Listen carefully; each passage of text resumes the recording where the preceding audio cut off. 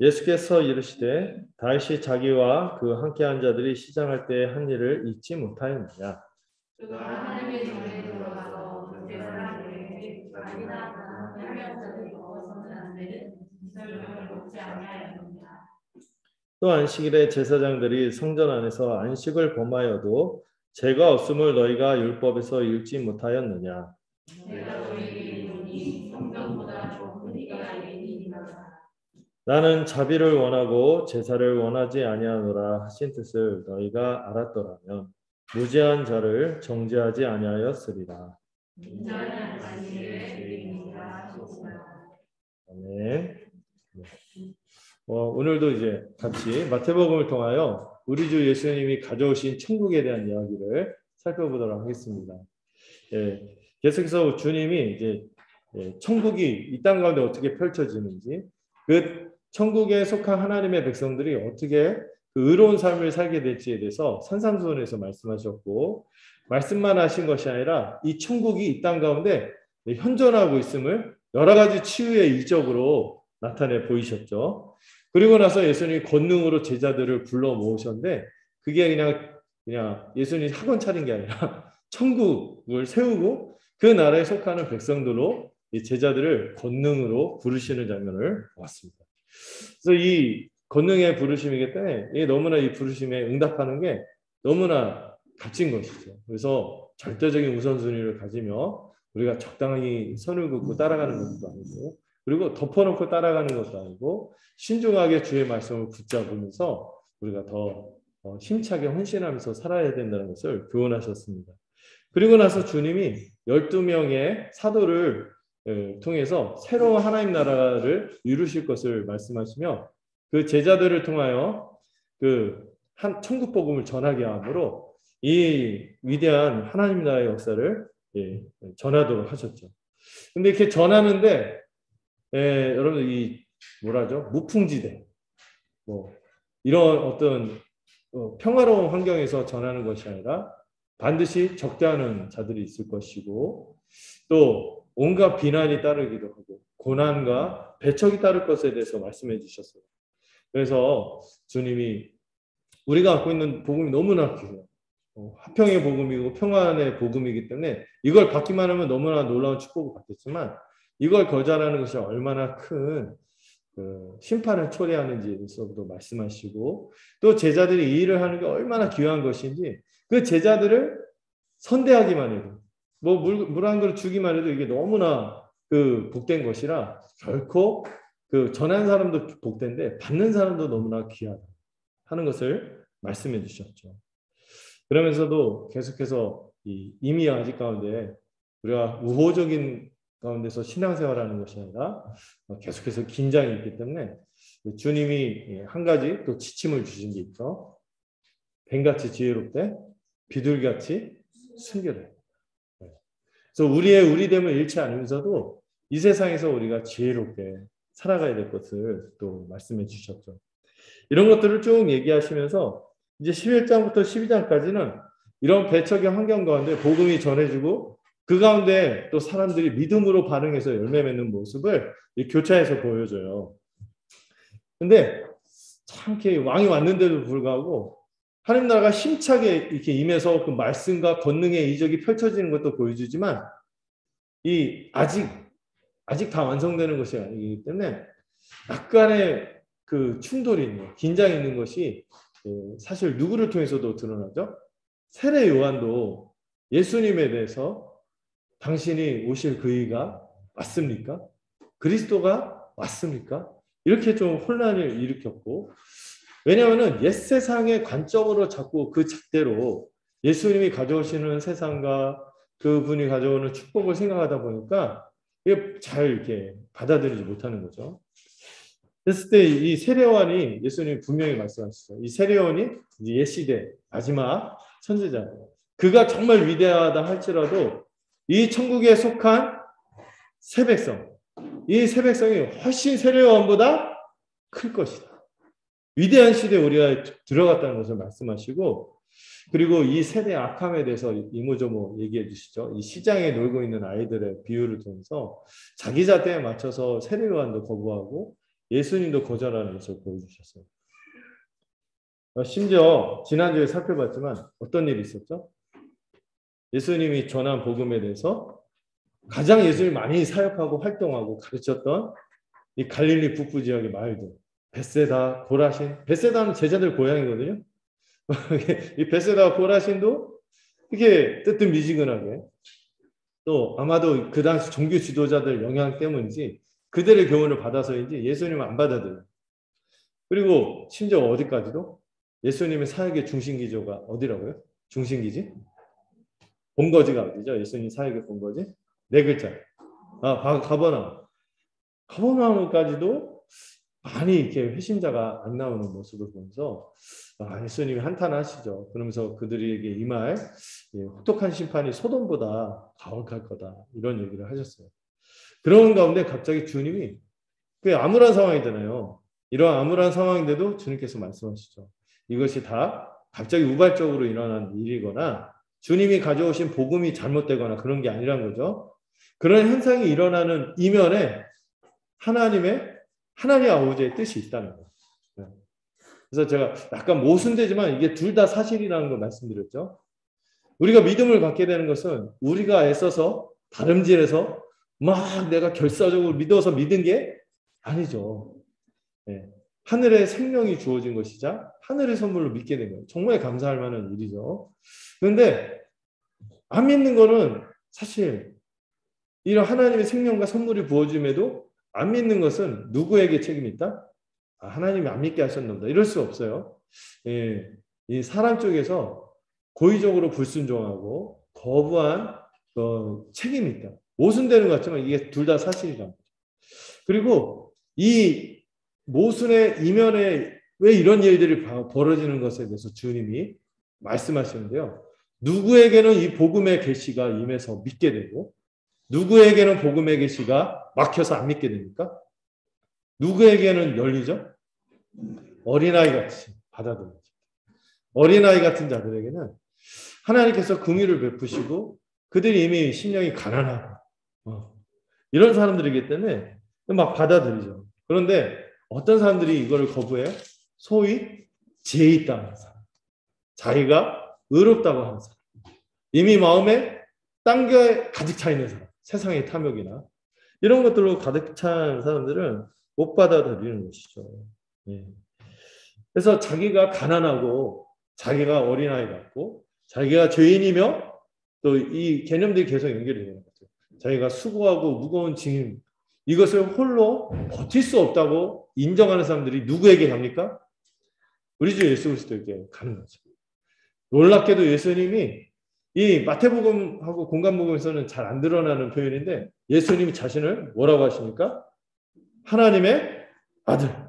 하나님과 아주 독점적이고 배타적으로만 서로 공유할 수 있는 지식이 있고 그런 관계가 있는 존재로서 자신에 대해서 말씀하세요. 그래서 이 선언 때문에 기독교하고 유대교가 갈리는 것이죠. 이제 구약이 끝나고 신약의 시대가 시작됐어요. 우리는 이분이 하는 말을 정말 믿어야 해요. 안 믿으려면은 그냥 제끼세요. 믿으려면 확 믿고 뛰어들어야 돼요. 올인해야 돼요. 다 걸어야 돼요. 왜? 주님 이 정도까지 자신에 대해서 얘기했는데 이걸 안 받아들이는 거예요. 애매한 건 없어요. 애매한 선택 없어요. 내가 믿는 것 같기도 하고 안 믿는 것 같기도 하고 이런 건 없어요. 주님이 이렇게 자신에 대해서 말했기 때문에. 그 아들에게만 뭐가 있습니까? 구원을 얻는 계시가 있어요. 그 아들에게 뭐가 있어요? 만물의 주권이 있어요. 이분을 믿든지 안 믿든지 이 둘 중에 하나밖에 없어요. 이렇게까지 얘기했는데 애매한 태도를 취할 수는 없는 거죠. 그리고 우리한테 초청하십니다. 우리가 그 주님을 믿을 때만 안식이 주어지는데 그 안식을 초청하는 우리가 어떤 자들인 것을 인정해야 돼요. 수고하고 무거운 짐진 자들. 이 의미가 여러 가지로 또 설명할 수 있는데 이 수고하고 무거운 짐진 자.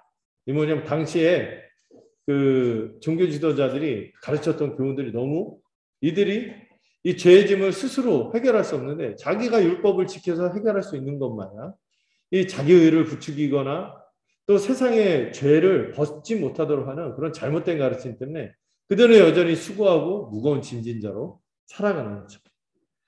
영적으로 파산한 자들로 살아가는데도 도움을 얻지 못한데 그런 인생들에게 주님이 뭐라고 하십니까? 내게 오라. 내가 쉬게 할 것이다. 이 쉼, 적극적으로는 이 쉼에 이어서 누림도 얘기할 수 있죠. 뭐죠? 이게 바로 안식으로 초청하시죠. 주님이 이 세상을 처음 만들었을 때도 우리에게 주시고 싶은 게 뭐였어요? 안식이었죠. 그걸 우리가 기억하는 것이죠. 수고하고 무거운 짐진 자들은 다 주님에게만 가면은 쉴 수 있는 것이죠. 그리고 마음이 온유하고 겸손한 주님에게 모든 것을 우리가 맡길 수 있고 주님의 멍에가 쉽고 주님의 짐이 가볍다는 그런 말씀을 지난주에 살펴봤습니다. 그리고 그 당대에 제가 그 지난주 끄트머리 조금 아쉬워서 그 끄트머리 이어서 오늘 말씀 좀 이어서 좀 더 설명을 하려고 해요.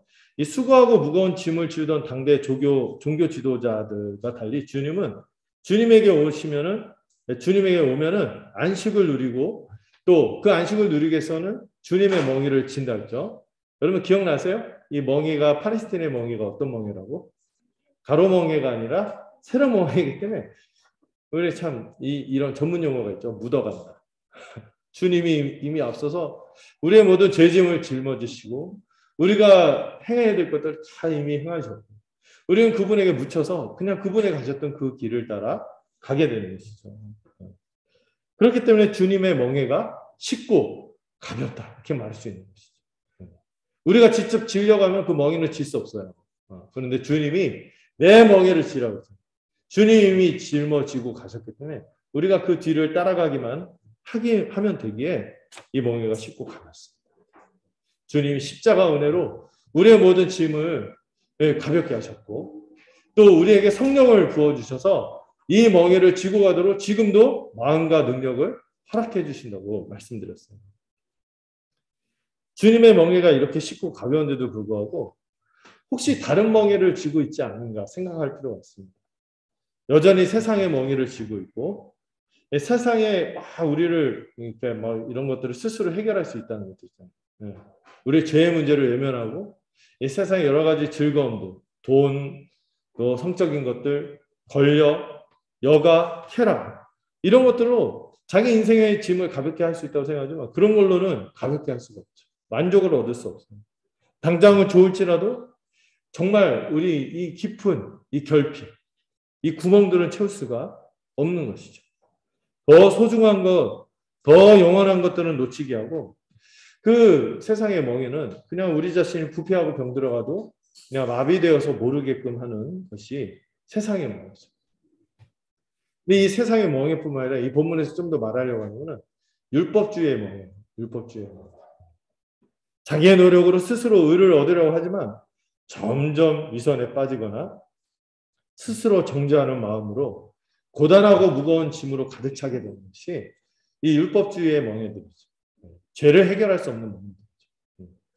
그러나 주님의 내게 오라는 초청을 받아들이고 이 주님의 멍에를 지는 순간 우리는 그때야말로 진정한 안식, 쉼을 누리게 될 것입니다. 예수님이 주시는 하나님 나라의 약속과 축복, 또 예수님이 우리에게 주시는 이 제사함의 은혜, 의의 신분, 이걸 그냥 받기만 하면 됩니다.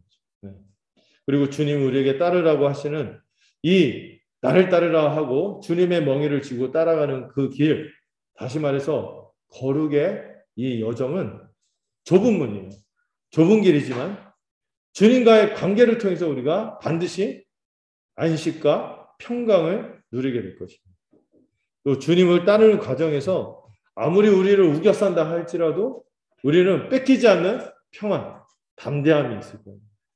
그리고 주님께 헌신할 때 그 헌신하는 것 자체에서도 우리 주님을 향한 헌신이기, 우리를 그렇게 사랑하시고 자신을 다 내어주신 주님을 향한 헌신이기 때문에 그 과정에서도 우리는 가치와 보람을 누리게 됩니다. 또 제가 아까 말씀드렸듯이 이렇게 할 때 주님의 십자가 은혜도 있지만 지금도 생동하는 누구의 역사? 성령의 역사가 있거든요. 또 이 성령의 역사가 있을 뿐만 아니라 이 성령의 역사가 그냥 갑자기 허공에서 위에서 그냥 내리꽂히는 게 아니라 누구를 통하여? 우리 교회 지체들을 통하여. 한 몸 된 교회를 통하여 우리가 지고 가는 이 짐들을 훨씬 쉽고 가볍게 할 것입니다. 그렇기 때문에 주님의 왕위가 쉽고 가벼울 뿐만 아니라 우리에게 안식을 준다는 것이죠. 제가 왜 이 앞에 뒤에 부분을 좀 말씀드리냐면은 오늘 말하는 안식이란 주제하고 본격적으로 연결되기 때문에 같이 이 설명을 좀 더 보충해서 했어요. 자, 12장 1절, 2절을 보시면요. 안식일에 제자들이 배고파서 이렇게 밀밭 사이를 가다가 이삭을 잘라 먹습니다. 우리나라에서 이거 설이라고 해갖고 제 아버지가 옛날 수박설이 하다가 그 아버지가 잘 아시는 분 수박 농장에서 그냥 넘어갔는데 지금은 어떻게 하죠? 경범죄. 이렇게 하는데 근데 이스라엘은 그런 시스템이 아니거든요. 이게 이제 이 배고파서 이삭을 잘라 먹는데 예수님께서 이 안식일이었어요. 그날이 밀밭 사이로 가는데 이 왜 잘라 먹으냐면 이 제자들이 어떤 상태였기 때문에 시장이었다. 우리 식으로 배고팠다. 너무 배고파갖고 이삭을 잘라 먹었어요. 이 보면은 이제 제사 도시락 싸갖고 다니 뭐 그렇게 남에게 패를 끼치냐 이럴 수 있는데 그만큼 그 예수님과 예수님의 공동체가 넉넉하진 않았던 것 같아요. 가난하고 배고프고 그러니까 그냥 당장 요기를 하기 위해서 이삭을 잘라 먹었어요. 근데 이게 우리 막 설이 생각하지 마세요. 율법에 의하면 허용된 행위 원래. 그러니까 그 율법에 의하면 가난한 사람들을 위한 법률이 있거든요. 뭐냐면은 밭을 돌 때 추수할 때 어떻게 해요? 가장자리까지 샅샅이 돌지 말고 좀 넉넉하게 띄엄띄엄 이렇게 걷고 한 번 밭을 거쳤으면 다시 확인해야지. 그래서 두 번 걷지 말라는 거예요. 뭔가 흘려놓으라는 거예요. 네. 두 번 걷어 추수하지 말라 했어요. 누구 때문에? 너희 중에 가난한 사람이 있을 때 여기 와서 좀 그걸 급한 그 가난하고 이 배고프고 이 어려운 것들을 해결할 수 있도록 좀 넉넉하고 여유 있게 이렇게 하라. 너무 샅샅이 다 이렇게 축적하고 다 가져가려고 하지 말고 그렇게 하라는 거죠. 그래서 심지어 짐승들도 와서 먹을 수 있도록 여지를 줄 정도로. 근데 사실 짐승들보다 누가 목적이에요? 이스라엘 사람들 가운데 가난한 사람. 대표적으로 어떤 사람들? 고아, 과부, 나그네들. 집도 절도 없이 이제 절은 타종교고 집도 없이 막 이렇게 하는 사람들 이런 사람들이 굶지 않도록 넉넉히 남겨두라는 것이 율법의 의도였어요. 제자들은 아마 끼니를 제때 해결하지 못할 만큼 가난하기 때문에 이 이삭을 잘라 먹은 것 같습니다. 근데 이 다음에 2절을 보시면은 어떤 사람이 등장합니까? 바리새인들이 등장하죠. 이 바리새인들이 좀 딱 보면 좀 치졸해요. 정말 치사해요. 정말 치졸하구나 하는 게 좀 느껴지는데 이를 딱 보고 바리새인들 뭐라 합니까? 보고 보시오! 당신의 제자들이 안식일에 하지 못할 일을 하나이다! 그러면서 막 이렇게 사실 이 정경이 거의 안식일 규정이 그 당시 유대 사회에서는 되게 엄격했거든요. 안식일을 어기면은 거의 그 지금 이방 로마에서 지배돼서 그렇지 원래는 이제 사형에 처할 수 있을 만큼 큰 그거였죠. 이 고발장처럼 들고 예수님께 따져 묻는 거예요. 근데 참 신기한 게 이날 안식일날 밀밭 사이 이렇게 걸어가고 할 때 안식일날 원래는 바리새인들도 그렇고 많이 안 움직였거든요. 많이 움직이면 안 돼요. 걸어야 될 거리도 있어요. 근데 그걸 어떻게 알았어요? 그 밀밭 사이 하면 이렇게 딱 하면 이렇게 제자 이렇게 하면은 저기 예수님인지 제자들인지 어떻게 알아? 또 그 밀밭 사이에 가서 안식을 잘라 먹는 것도 어떻게 알았어요? 이 사람들 어떻게 하고 있었다는 거예요? 감시하고 있었어요. 그러니까 뭔가 빌미를 찾는 거 있잖아요. 여러분 그 좋은 사람 뭘 해도 이뻐 보이는데 한 번씩 싫어지고 미워지면은 뭔가 꼬투리 잡으려면은 막 이렇게 막 그걸 딱 잡아갖고 완전 죽이려 만들잖아요. 어떤 사람이 그런 얘기 했던데 괴베스라는 사람이 그런 얘기 했던데 그 사람이 그 얘기를 안 했다고도 하는데 나에게 한 문장만 다 하고 어떤 한 사람을 죽이는 데는 한 문장이면 충분하다. 그거를 막 곡해갖고 나쁘게 막 얘기하는 때는 끝도 없이 있죠. 악마의 편집이라죠. 그렇게 할 수 있다는 거예요. 거의 그런 분위기예요 지금. 이 안식일에 밀밭 사이에 뭐 이제 많이 움직이지도 않는 사람들. 그날 지들도 많이 지들이 하면 좀 그렇죠. 품위가 없죠. 자기들도 많이 움직이면 안 되는데도 이걸 굳이 막 끝까지 찾아내서 그 어기고 있다는 것을 이렇게 적발해냈다는 것은 좀 그렇습니다. 이게 굉장히 이 사람들이 치졸하거든요. 예수님을 계속해서 주시하고 감시했다는 것을 보여줍니다.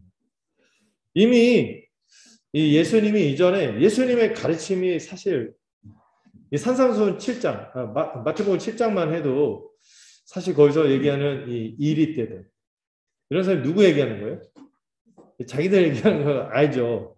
예, 가르침을 통해서도 자기들이 또 얼마나 위선적이고 잘못된 것인지 막 드러내죠. 예수 입만 열면은 자기들 거짓된 게 막 폭로되고 위선적인 게 폭로되고 싫었을 거예요. 그런데 싫은데 이 사람이 진짜라는 게 자꾸 치유의 이적을 통해서 입증되니까 더 싫어. 그러다 결정적으로 이 사람도 벌레처럼 여겼던 죄인들을 예수님은 어떻게 대합니까? 자기들과 달리 막 따뜻하게 맞이하고 하니까 더 싫은 거예요. 그래서 이 바리새인들이 사실 우리는 나쁘게 생각하죠. 그 당시에 존경받던 사람들인데도 이 지점 때는 예수님을 엄청 미워하고 끝까지 평행선을 달립니다. 이 다음 단락에 보시면 아주 그 끝까지 가는구나 하는 걸 볼 수 있어요. 자, 어쨌든 이 바리새인들은 이 스승은 당시에 제자의 모든 행위에 책임이 있었어요. 당시에 안 살았던 게 다행이다 이런 생각이 드는데 근데 여러분 이 제자의 행위에 스승의 책임이 있었기 때문에 이들이 거의 공식 고발장처럼 들고 와서 안식일 규정을 어겼다고 따지는 거예요. 네, 이걸로 예수님에게 아주 실제로 어떻게 안식일 규정 옛날 안식일 율법을 어기면은 사형당인데 그 정도까지 이렇게 밀고 가지 못해도 어떻게 할 수 있어요? 상당히 예수님과 제자들의 이미지를 굉장히 크게 타격을 줄 수 있고 스크래치 낼 수 있는 거예요. 이걸 노리고 막 으름장을 놓는 거예요. 근데 일단 이걸 한번 생각해 봐야 돼요. 바리새인들의 그 인위적인 규정이 정말 옳은가? 지금 안식일 날 지금 그 배고픈 사람들이 끼니를 해결할 수 없어서 밀을 잘라서 그 자리에서 그냥 다 뭐죠? 농부처럼 놔들고 와서 뭐 한 게 아니에요? 손으로 몇 개 따갖고 비벼갖고 그냥 그 까서 먹은 거예요. 이걸 그렇게 정죄할 만한 이들 일단 따지는 것이 안식일 날 일단 먹은 문제는 둘째치고 뭘 한 거예요? 잘랐다. 잘라서 추수를 하면은 일한 거다. 이렇게 접근하는 거죠. 이 바리새인들은 이 장로들의 전통을 철저히 지켰어요. 예수님이 나중에 장로들의 전통하고 율법의 차이를 구분하면서 이 사람들이 만들어 놓은 인위적인 규정으로 하나님의 율법을 오히려 어긴다고 비판하기도 하셨죠. 이들이 만든 전통이 어떤 거냐면은 안식일이 되면은 원래 취지는 뭐예요? 안식일을 잘 지키고 안식일을 잘 지켜서 경건하게 살려고 애쓴 것이지만 뭔가 본질이 없어. 취지가 왜곡됐어. 안식일이 되면 어떻게까지 했냐면 짐을 얼마나 지는지 무게도 정했어요. 거리를 걸어가는 것도 그 얼만큼 가는지 세세하게 규정했어요. 그래서 나중에 예수님 막 죽이려고 고향 사람들이 달려들다가 어느 순간 예수님을 죽이지 못해요. 예수님 그 사이로 막 빠져나가거든요. 그렇게 해석하는 분도 있어요. 안식을 철저히 지키는 사람들이라 문득 자기들이 걸어야 될 거리 이상을 걸었다는 걸 깨닫고 그 다음부터 뭐죠? 놀이 중에 있잖아요. 탁 되면 움직이다가 탁 되면 못 움직여. 얼음땡. 얼음땡처럼 이런 거 하는데 예수님이 도망갔다. 이런 재밌는 얘기도 하는데 그만큼 이분들이 이 사람들이 그렇게 세세하게 다 규정했어요. 심지어 이런 것도 있죠. 바느질도 세 땀, 한 땀, 두 땀은 가진 괜찮아요. 세 땀부터는 일이야. 이런 식으로 다 규정했는데 이게 맞는 걸까요? 이 바리새파가 그렇게 철저히 하는데 이 사람보다 더한 사람들이 이제 SNF파죠. 이 사람들은 어떻게 했다고 했어요? 안식일이 되면 굴을 팠어요. 굴을 파갖고 거기서 딱 누워. 하루 종일 안 움직이고. 안식일 그만큼 철저히 안 움직이고 쉬는 거를 그렇게 해석해갖고 아무것도 안 하겠다. 나는 하나님 앞에 경건하게 살 거야. 하면서 아무것도 안 하는 거죠. 그래서 누가 눈 돌리면 눈 돌리지 마라. 막 이런 거 있는 거예요. 우스꽝스럽지 않습니까? 심지어 나중에 적들이 쳐들어와도 이 적들이 이 유대인들을 아니까 언제 쳐들어오려고 그랬어요? 안식일 날. 애들 못 움직이니까 안식일 날 쳐들어와서 실제로 그런 사례가 있어요. 안식일 날 쳐들어갖고 이 사람들이 경건하게 하겠다고 사랑하는 사람이 막 눈앞에서 죽고 자기를 막 칼로 쳐주려고 했는데도 그냥 속수무책을 당하는 그런 역사가 있었어요. 그 역사 때문에 그 다음부터 부랴부랴 외의 조항을 만들었죠. 전쟁 때는 안식일을 안 지켜도 된다. 이게 뭐예요? 네. 또 지금도 유대인들 아주 이제 아주 극도로 이 안식일을 지키는 사람들이 제가 얘기를 들었는데 어떤 건물이 있으면은 그 건물주가 유대인이고 안식일이면은 이거 누르는 것도 일이라고 안식일이면 모든 층마다 서면 안 됩니다. 이분은 고층에 살면 안 되죠. 유대인이 고층을 소유하고 있으면 그 아파트는 이제 살면 안 돼. 안식일은 힘들어. 모든 층마다 서게 한다고.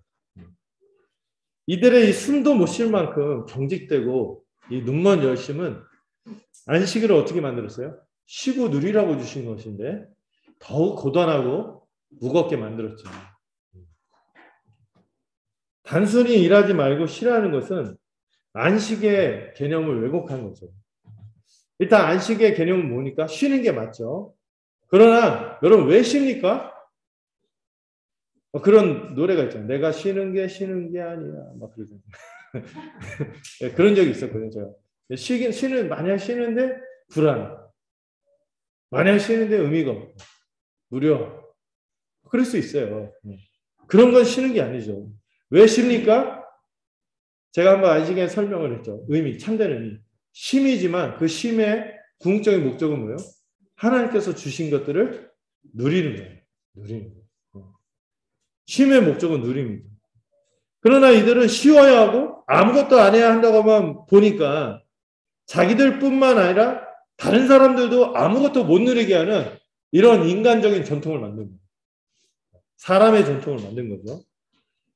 심지어 주님의 뜻이 이 안식일에도 원래는 뭘 행할 수 있으면 행해야 돼? 선을 행할 수 있으면 선을 행해야 되고 생명을 살릴 수 있으면 생명을 살려야 되는데 그 일조차도 하지 않는 어리석은 모습이 나타났어요. 여러분 특별히 안식일이라 할지라도 가난한 자의 형편을 살피고 그들의 필요를 돌보는 것은 귀한 일이에요. 그들이 누릴 것을 보지 않고 외면합니다. 이 제자들이 얼마나 가난하고 그러면 굶주려서 그거 먹었겠어. 그거를 고발의 빌미로 삼았다는 것은 이미 안식에서 이 사람들이 멀어진 사람들이죠. 안식일이 왜 있어야 하는지 본질을 모르는 것입니다.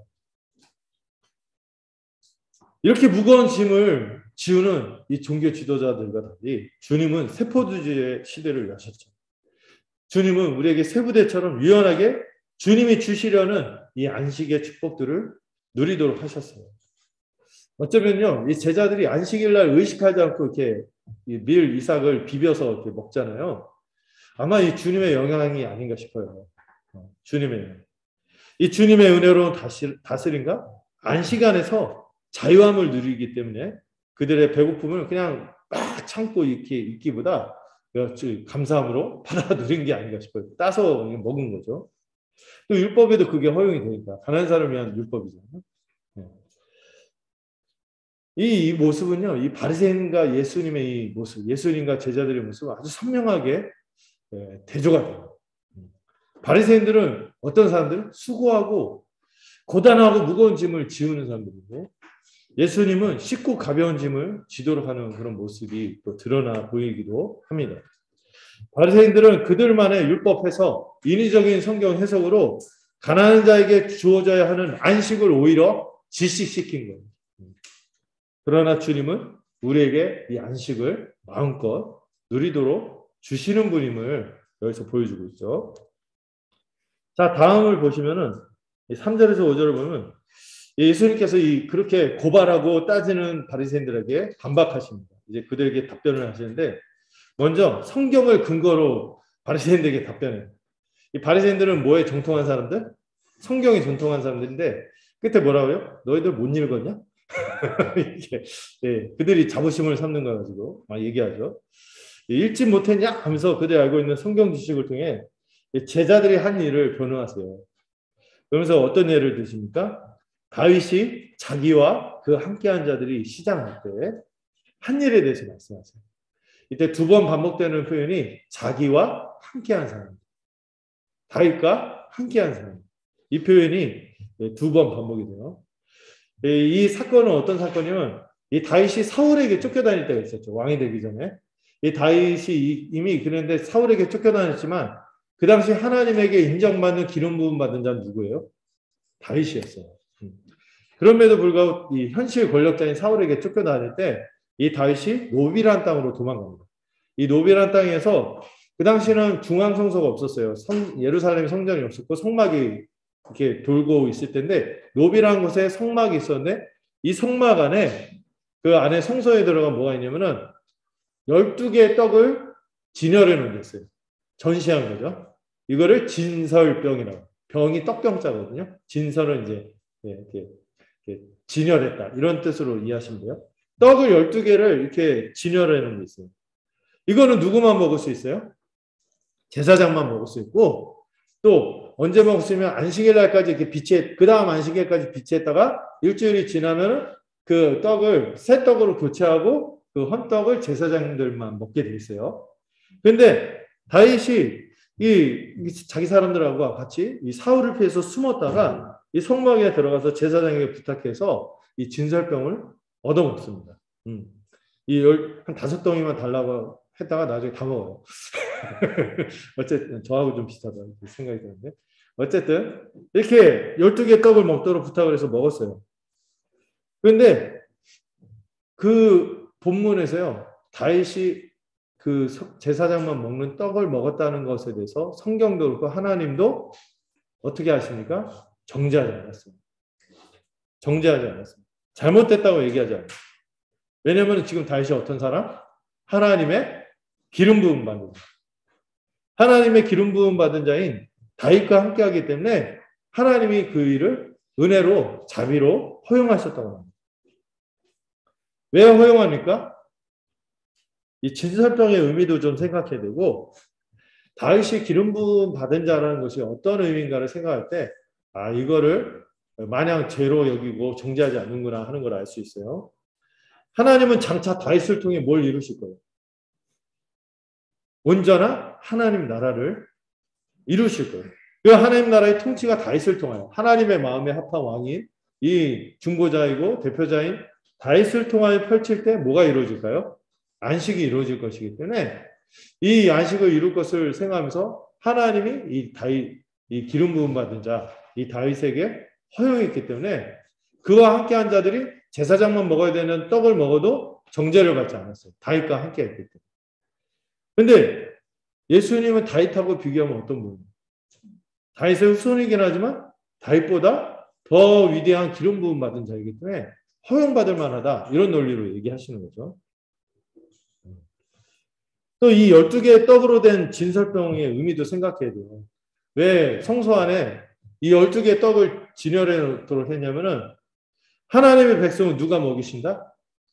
왕이신 하나님이 친히 먹이신다는 이것을 보여줍니다. 이 12개죠. 이 12지파로 된 하나님의 백성들, 하나님이 친히 신실히 돌보고 먹이심으로 뭘 주신다? 안식을 주신다. 이걸 보여주는 것이 이 진설병이죠. 아마도 나중에 가나안 땅 들어서 농사 지을 때는 모르겠지만 광야에 있을 때 이 12떡은 뭘 가지고 만들었을까요? 하늘에서 내린 만나를 가지고 만들었을 거예요. 그렇기 때문에 이 왕이신 하나님이 장차 기름 부음을 통해 세운 다윗을 통해 자기 백성을 먹이시고 안식을 주시는 사명을 줄 것이기 때문에 지금 다윗과 함께한 자들이 진설병을 먹는 것, 이 다윗의 이 급한 위기에 있었잖아요. 되게 굶주리고 힘들고 이럴 때 이 사람들 돌보는 것을 하나님 은혜로 허용하시고 이거는 절대 정죄받아서는 안 된다는 거예요. 근데 지금 이 얘기하면서 예수님이 누구하고 자신을 연결시킨 거예요? 다윗하고. 다윗이 가져올 그 하나님 나라, 안식을 가져올 하나님 나라와 하나님 나라의 왕인 다윗과 구약의 그 모형적인 왕과 자기를 연결해서 얘기한 거죠. 지금 다윗의 후손이자 다윗보다 크신 그리스도와 함께한 제자들이 먹는다고 누가 정죄하겠는가 이런 얘기를 하십니다. 다윗과 함께해도 정죄받지 않았는데 그리스도인 나와 함께하는 제자들이 누가 정죄하겠는가 이 얘기를 하시는 거죠. 그리스도께서 함께 하심으로 안식이 이루어지고 이 안식을 누리려면은 하나님이 함께 하시면 되는 거예요. 임마누엘, 그 하나님이 함께하고 다스리셔야 되는데 지금 주님이 현존하심으로 그 일이 이루어지고 있는 거예요. 예수 그리스도께서 이 땅에 우리와 함께 하심으로 여러분 안식이 이루어졌습니다. 그래서 우리는 주일이라고 하지 안식일이라고 하지 않죠. 왜냐하면 모든 날이 주님이 오심으로 안식이 이루어졌다고 믿기 때문에. 두 번째 예수님이 말씀하시는 논리도 자세히 들여다봐야 되는데 또 누가 정죄를 받지 않습니까? 안식일 날 성전에서 제사장들이 손 빨고 있지 않죠. 죄송해요. 제사장들이 손 놓고 있지 않잖아요. 일하잖아요. 안식일에 일하면 안 된다면서요. 근데 안식일에 제사장들은 일해도 안식일을 범해도 이런 표현까지 썼죠. 안식일을 범해도 그게 죄가 되지 않아요. 왜? 일한다고 무조건 안식을 범하는 것이 아니죠. 하나님을 섬기는 제사장들이 안식일에 성전에서 일하는 것은 정죄받을 수 없어요. 왜 그러냐 하면은 하나님은 안식일 규정에 매이는 분이 아니에요. 오히려 하나님이 안식을 주시는 분이고 제정하신 분이죠. 안식을 주시는 분이고 그 하나님이 안식일에 성전에 임재하시고 함께 하시고 제사장들이 그 하나님을 섬기는 일을 하는 걸 가지고 어찌 안식을 범한다고 말할 수 있겠어요. 이거는 본말이 전도된 거죠. 누가 더 큰 거예요? 하나님보다? 안식을 크게 생각하면 안 돼. 안식보다 하나님이 더 크신 분이요. 하나님이 계시면 안식이 임하는데 그 가운데서 일하는 게 무슨 안식을 범하는 거예요. 이런 논리를 하시는 거죠. 그래서 예수님은 자신과 함께하는 제자들이 마치 하나님이 함께 하시는 성전에서 하나님을 섬기던 제사장들이 하나님의 임재 가운데 일해도 아무런 저촉을 받지 않는 것처럼 주님과 함께하고 있죠. 주님과 함께하기 때문에 절대 정죄받을 수 없다. 또 제자들이 주님과 함께하고 주님을 섬기고 있기 때문에 그들은 안식을 범하는 것이 아니라 오히려 안식을 누리는 것이다. 이런 선언을 하시는 거죠. 아주 놀라운 선언을 하는 거예요. 그냥 막 해서 아까 이런저런 변명 막 이렇게 들을 줄 알았는데 예수님이 이들이 생각지도 못한 아주 큰 얘기를 하는 거예요, 지금. 그냥 너무 막 당황스러웠고 반박도 못하고 그래서 돌아갔을 것 같은데. 거기다 아주 이런 약간 부정적인 표현이죠. 전위 가경이라고 하잖아요. 설상가상. 주님이 또 어떤 얘기까지 해? 6절에서 뭐라고 합니까? 내가 너에게 이루는, 이거 중요한 말씀할 때 이런 표현을 쓰거든요. 주목시킨 다음에 성전보다 더 큰 이가 여기 있느니라. 누구야? 누가 성전보다 커요? 자신이. 와, 여기 있는 자신이, 주님은 자신이 성전보다 더 큰 이라고 하시는 거예요. 전혀 누구도 상상하지 못했던 말을 하시는 거죠. 그러면서 이제까지 다윗과 함께 했기에 죄가 없었고 성전에서 안식일에 일하는 제사장이 죄가 없는 이유가 무엇인지 말씀하셨잖아요. 그 없는 이유가 뭔지 아세요? 주님이 성전보다 크기 때문에. 나와 함께하고 나를 섬기고 있기 때문에 괜찮다.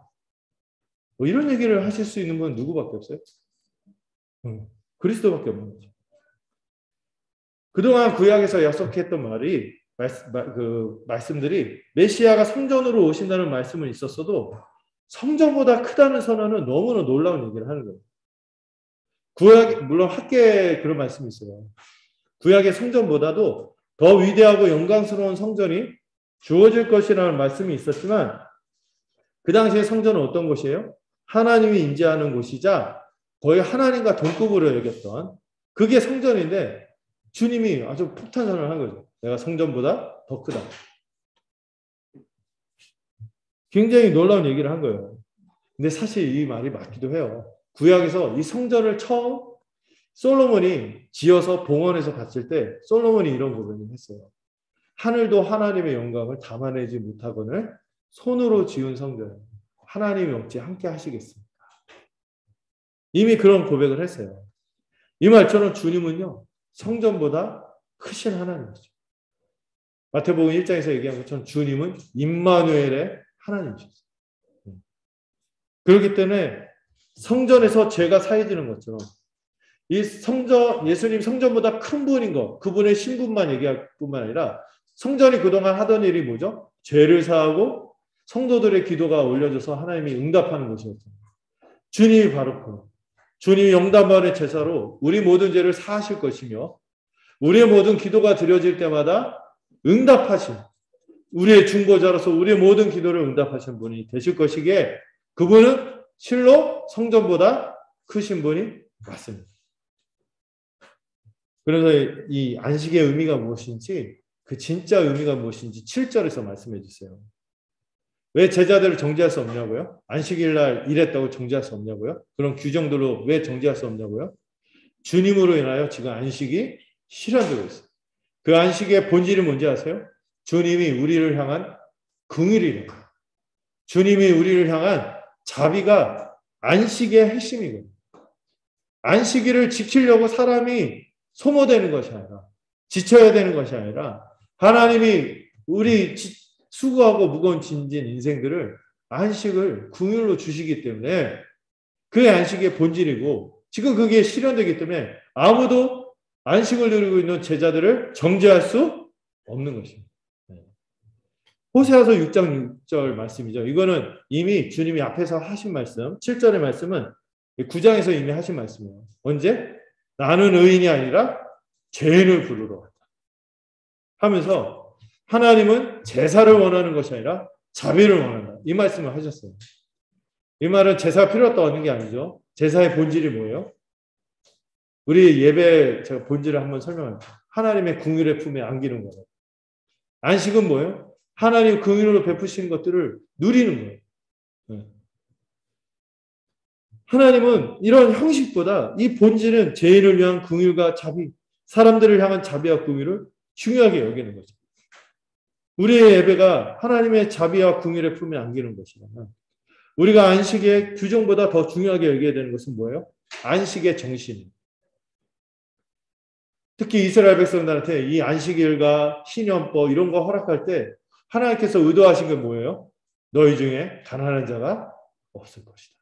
다시는 이 낙원을 죄로 인해서 고통받는 세상에서 신음하는 가난, 죽음 뭐 이런 것들을 해소하겠다. 그게 주님의 긍휼이거든요.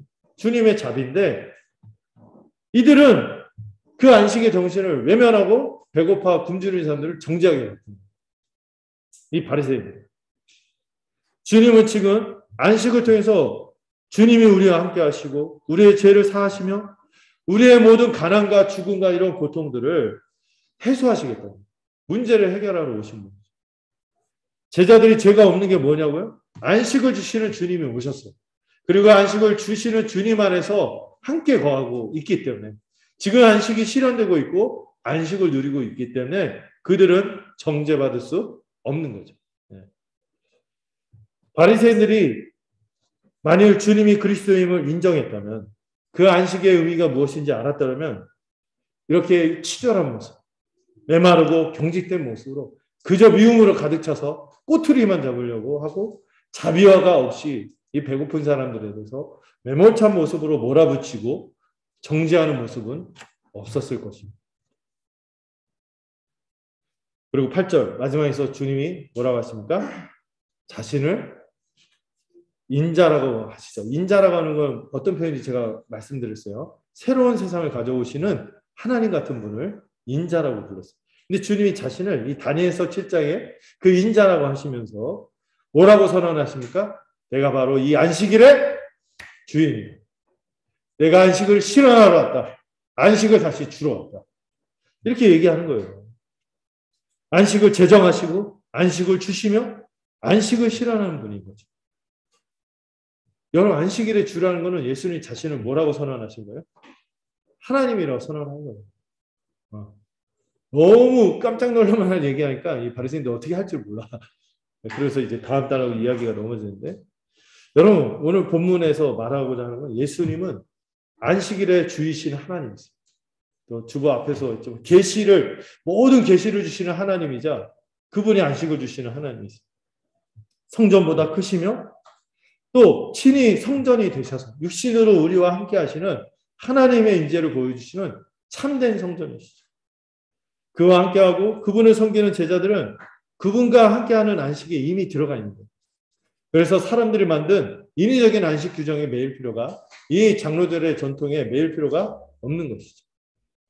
예수님이 주시는 안식으로 말미암아 지금 뭐가 해결되고 있어요? 가난한 자의 굶주림들이 해결하는 자비가 실현되는 것이죠. 예수님이 장차 뭘 해결할 것인가? 이 모든 것을, 가난과 죽음과 모든 것을 가져올 죄를 해결하는 제물이 되실 거예요. 그 방식으로 우리에게 안식을 주시는 것이죠. 이 안식을 모르면 어떻게 할까요? 우리는 이 옛시대 사람의 전통에 매여서 자비와 궁일이 아니라 정죄와 미움에 빠져서 이 바리새인들의 추전한 모습, 고단한 무거운 짐을 자기도 질 뿐만 아니라 다른 사람에게도 지우는 그런 이상한 인생이 되겠죠. 말씀을 맺겠습니다. 네, 우리는 예수님이 안식을 주시는 하나님임을 믿습니다. 그분 안에서 참된 안식을 누리고 있습니까? 그분과 함께하기에 이미 주어진 안식이 우리에게 있음을 기뻐하며 누리고 있습니까? 여러분, 그분 안에서 이미 누리는 안식 때문에 우리에겐 어떤 정죄함도 우리에게 주어질 수 없음을 믿고 기뻐하십시오. 다윗과 함께할 때 아무도 정죄할 수 없는데 다윗 정도가 아니라 하나님의 아들이신 그리스도와 함께한 우리를 누가 정죄하겠어요? 또한 우리가 예수님이 주시는 이 안식의 기쁨과 자비의 깊이를 놓칠 때마다 우리는 어쩌면 누구를 닮아갈까요? 바리새인들을 닮아갈 수 있다는 거예요. 율법주의에 빠져서 다른 이들을 정죄하고 미워하게 된다는 사실을 깊이 생각하셔야 돼요. 특히 우리가 교회로 살면서 우리 지체들을 볼 때 여러분 주님의 자비의 시선으로 볼 수 있어요. 나는 죄인을 부르러 왔다 하고 모두를 받으셨고 우리도 그래서 서로를 받아야 되죠. 자비의 시선으로 봐야 돼요. 그의 어떤 행동만 보고 막 정죄하기보다 그 행동의 이면에 있는 그들의 굶주림, 그들의 사정, 그들의 사연, 그들의 살아온 결, 이걸 번쩍 보면서 좀 긍휼히 여겨야 돼요. 자비를 품어야 되죠. 겉으로 드러난 행동만 보고 그에게 깃든 주님의 자비와 긍휼을 무시하고 미워하거나 판단하면 우리는 바리새인들처럼 고발꾼이 됩니다. 주님이 그런 말씀하셨어요. 긍휼 없는 자에게는 긍휼 없는 심판이 임할 것이다. 우리에게 다른 사람에게 긍휼의 시선을 보는 만큼 우리에게 주님이 긍휼의 시선으로 볼 것을 물론 크신 긍휼로 우리 연약감을 겪지만 이걸 우리가 생각할 필요가 있어요. 그래서 여러분들 서로를 볼 때, 바라볼 때 무엇인가 해야 돼, 무엇인가 하지 말아야 돼 이런 관점으로 보면 우리는 어쩌면 바리새인처럼 경직되고 눈먼 열심에 빠져서 사랑을 잃어버릴 수도 있어요. 그래서 우리의 언어가 우리가 소소하게 만나서 교제하고 이렇게 하고 할 때 추궁하는 언어나 질책하는 언어나 비난의 언어에 빠져서 이렇게 막 대화를 하게 하면은 그 자리에 주님이 안 계실 것 같아요. 주님이 안 보일 것 같아요. 이런 말들이죠. 안식일에 어떻게 그런 일을, 내가 어떻게 그런 일을. 근데 이 주님의 안식을 누리고 십자가 은혜를 아는 사람들 어떻게 말할까요? 안식에 주님과 함께하고 또 주님이 자기 몸까지 주시며 우리를 대신해서 죽으셨잖아요. 이 십자가 사랑을 안다면 우리의 대화가 어떻게 바뀔까요? 이해와 공감의 언어로 바뀌지 않을까요? 얼마나 배고팠으면, 얼마나 그랬으면. 뭔가 뜻이 있겠죠. 뭐 있잖아요. 뭔가 계획이 있겠죠. 뭐 이런 걸로 돌아가야겠죠. 오늘 여기까지만 살펴보고 다음 주에도 또 안식의 의미를 좀 더 깊이 더 살펴보고자 합니다. 기도하고 말씀 마치도록 하겠습니다. 주님, 오늘 올해 첫 주를 맞이해서 우리 성도들과 함께 같이 예배드리고 우리가 이미 주님의 임재 가운데 있으며 주님의 안식을 누리는 백성임을 기억하도록 들어 주시옵소서. 무엇보다 주님과 함께하는 것이 복된 안식에 들어가 있다는 것을 기억하게 하시고 주님의 긍휼과 주님의 자비를 힘입어 살아가는 우리가 되도록 들어 주시옵소서. 또 그 긍휼과 자비로 우리 지체들을 바라보고 넉넉하게 또 그들을 품고 사랑하는 우리가 되도록 인도하여 주시옵소서. 예수님의 이름으로 기도드렸습니다. 자, 우리 찬송가 419장 같이 부르도록 하겠습니다.